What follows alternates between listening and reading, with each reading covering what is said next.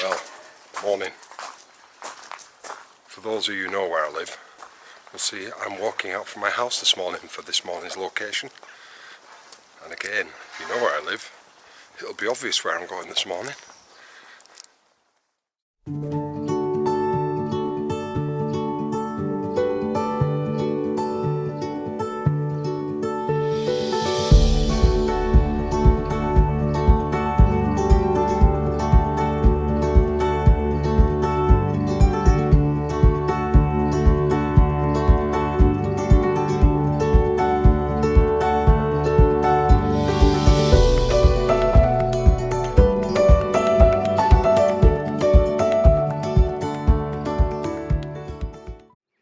Well, morning, here we are, my go-to location, very close to my house.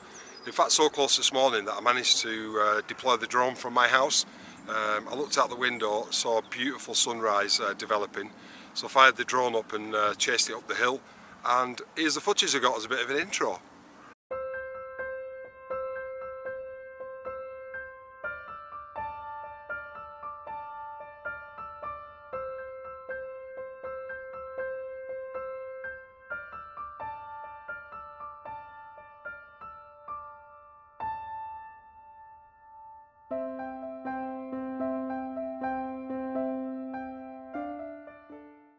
So that was a bit of a carry-on, a fast flurry this morning, no time to capture any other video, but beautiful. So I've waited a couple of hours, come back out, sun's out now, really nice day. So in slightly more slower time, here's a circular view of the location we're at, Hoad. I encourage people to watch drone videos, not just to watch them for their visual appearance, but also to study them, because you do get some ideas for compositions from looking at videos. I do it all the time. I go back home, I review my drone footage, and I look in detail at things I've missed, because you see things from the air that you don't necessarily see from the ground. So please have a look at this video, take your time to examine it. As you look round Hoad, you'll see all sorts of different possibilities and ideas for shots. Use that time wisely for planning. Really, really good idea.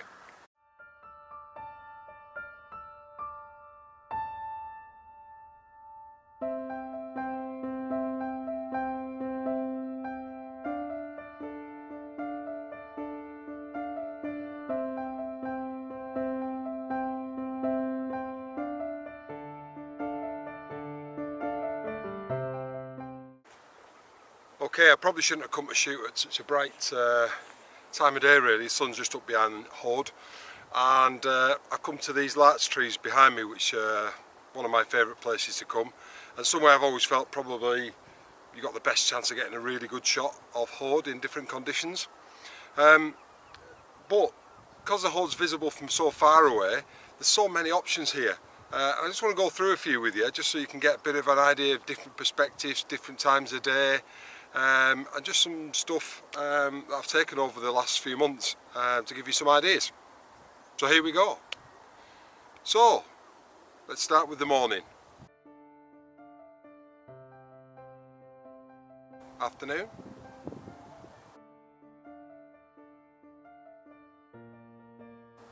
What about at night? Milky Way maybe?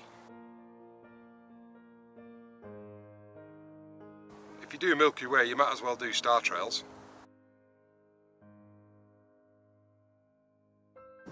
What about just with the moon then?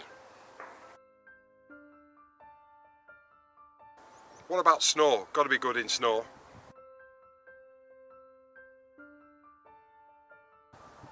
What if you've got snow, but it's that foggy you can't see Hoad? We'll just shoot these trees. That could be quite good.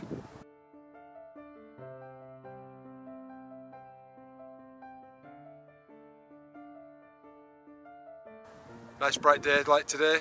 What about a bit of infrared?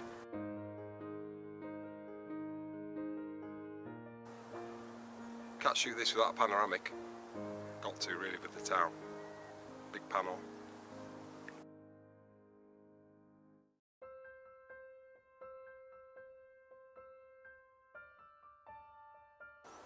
Got to be a drone shot in there, hasn't there? Got to be.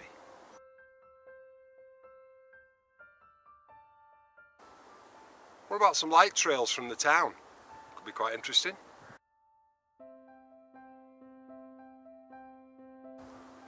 Now then, if you go over there to Burr Creek Fell, which is sort of a raised area not far from Ulverston, I will mark it on the map to show you where it is. Could get some good long range stuff from over there. What about if you could shoot from over there and you had an inversion over the town? That'd be really cool.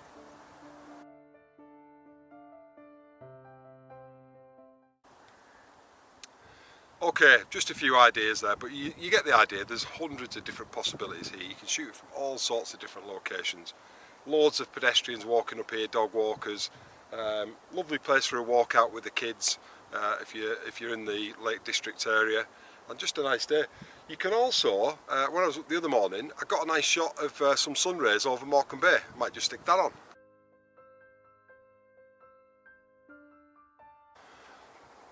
Whoo-wee! That was a lot of photographs, wasn't it? Yeah, well, just to give you a few different ideas really. So, but you get the idea. Shoot it from anywhere, any conditions, fantastic opportunities, so get it on your list. Hoad. Okay guys, here's the map with the Hoad shown quite prominently at the top end of the map here. And as we move on, number one is the main A590, the main road coming into Ulverston. Number two is potential parking area at Booth's Supermarket. There's never any dramas parking there. Three is the road into the Hoad where I walked and you saw on the film. And number four is the suggested road to the paths that lead up the Hoad.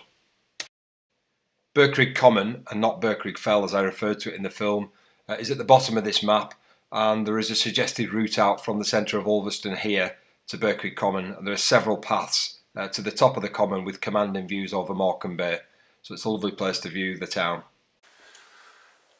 Hi guys, I realised when I did this film that there was one important fact that I'd missed off when I've been out on location, and I really want to cover that at the end here, and it's to do with astrophotography. If you're going to go to Hoad to do some nighttime stuff, you need to be aware that the Hoad is fully illuminated and lit up until midnight when it's plunged into darkness. Now it makes it a lot easier to do astrophotography after midnight than it does before. It's very hard when the Hoad is lit up to contrast it with a real dark night sky, and it does make it very, very difficult.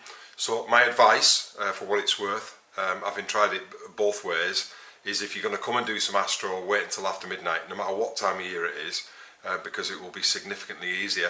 The ambient light from the town does actually help the astrophotography, just gives a nice little bit of light to save you having to do massively long exposures, so it does help the light from the town if you're in certain locations, rather than hinder it. So I just wanted to make sure I covered that, because I didn't want you tipping up, coming a long way to do some astro and then find out that it's fully illuminated till midnight. So that's it for this week. If you're out with the camera, I hope you get some decent conditions, and I'll catch up with you next week. Bye for now.